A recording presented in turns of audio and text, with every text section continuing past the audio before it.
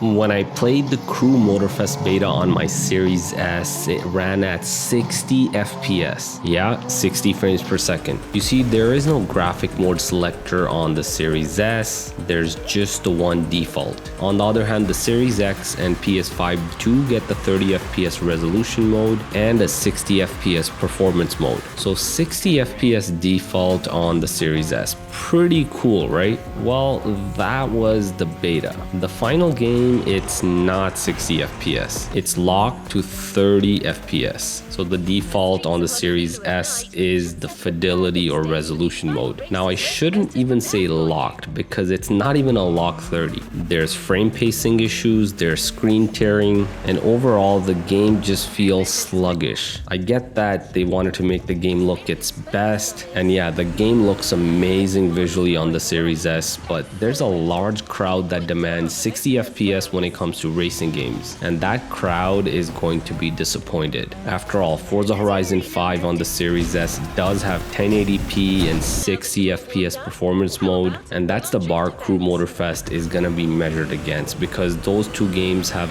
quite the similarities. Now, why in the world was the game at 60 FPS during the beta and now it's locked to 30? I really don't know. I guess Ubisoft went the visual fidelity route. Now here I wanted to do a side-by-side comparison of the game running during the beta and the launch version. First, let's look at the resolution. You can clearly see the lower resolution we had during the beta, but you know what? The game doesn't look too bad. And in that performance mode, there wasn't really any screen tearing. The lower resolution also means we're getting a 60 FPS, and it was a fairly solid 60 FPS. I mean, there were some drops, but overall, it was actually pretty good. So why didn't we just get a performance toggle on the Series S just like the PS5 and Series X? We should. Yeah, I'm ranting because I hate to see a game get worse after a beta test. During the beta, there wasn't even much screen tearing, but now the screen tearing is horrible as well in that default fidelity mode. Here I sort of slowed down the footage quite a bit just to show you how the screen tearing is on the Series S. Now I did see a lot of that screen tearing on the Series X as well, and that was also in fidelity mode. So fidelity mode, it's 30 FPS, and it also kind of messes up all these other things.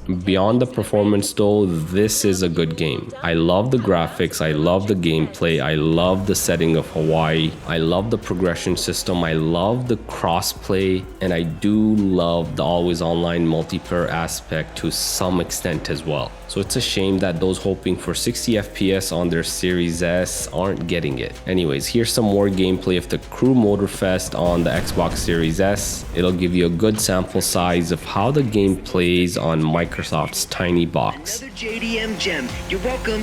Toji would say it's the best of them all. Let's keep the scratches to a minimum, shall we?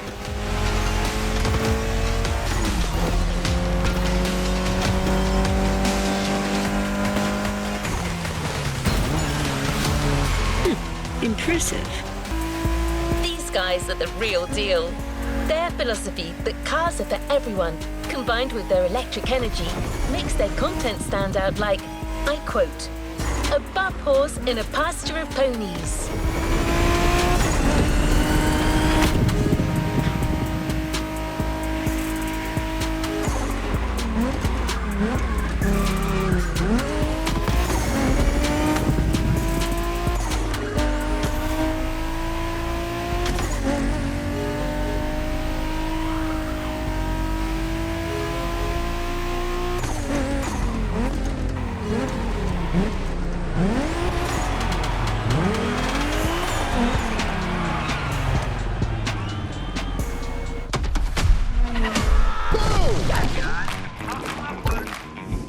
I got a question for you guys, and buckle up, Buttercup, cause... Hey, James here. I'm talking to you from this drone. Well, I'm not actually in the drone. That would defeat the entire purpose of a drone. That would be a helicopter.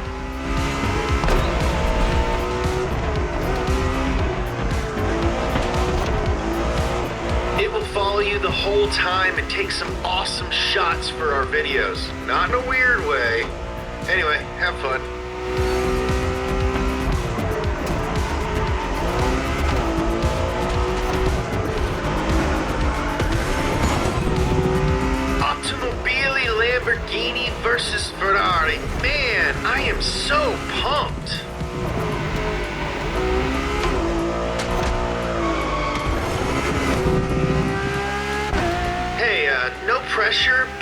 cars are like really expensive, so try not to crash and burn, okay?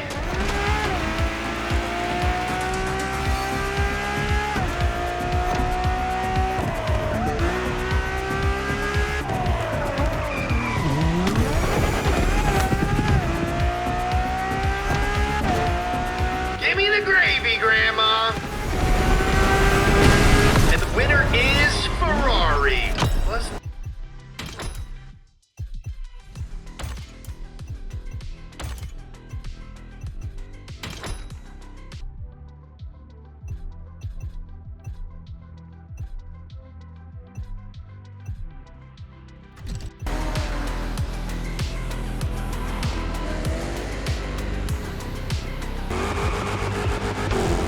Now that you've met the donut team, you probably have a better idea of what you're getting into. But trust me, you're still in for a few surprises.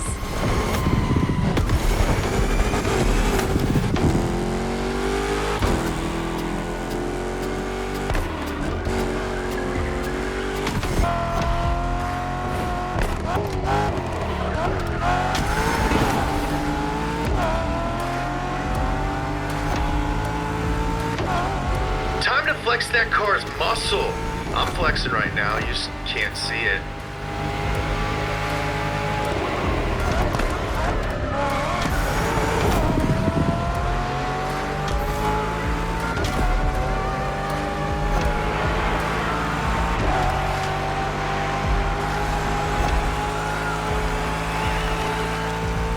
Beepity boop boop boop boop. Sorry, that's just the drone talking. He's very excited. Don't mind him.